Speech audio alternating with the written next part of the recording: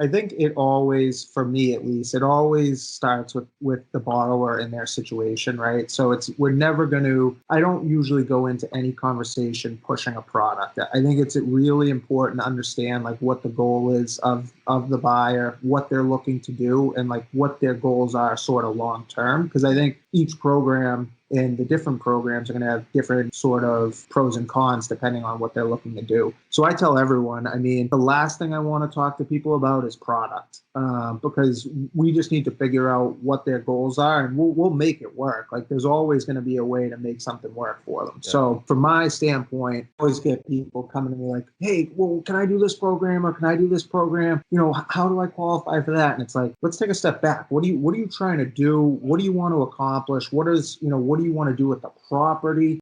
But yeah, I think for the most part in our area, in my area of Massachusetts, specifically Greater Boston, we're doing a ton of FHA, and I'll touch on why in a second, but we do a ton of FHA, and then we have a state program. It's a conventional loan called Mass Housing, which is income restricted. So a lot of states have it. It's to get more people into home ownership, but it has a lot of benefits that FHA does. Low down payment. They subsidize the mortgage insurance. So like my buyers that qualify, it's about half the cost of the mortgage insurance. So that would probably be my two biggest fits. We don't do, again, coming in our area, we don't have a lot of the single family investors. So most of mine are multifamily just because that's what our neighborhood makeup is. We certainly do more USDA than you would expect, kind of what you're saying.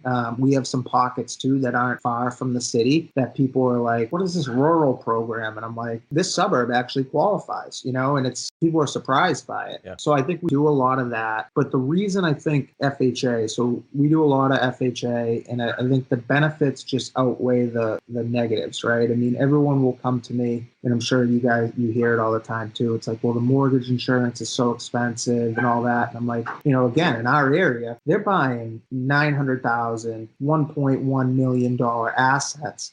3.5% down. So you're getting into these properties for $50,000, and now you own $1 million asset.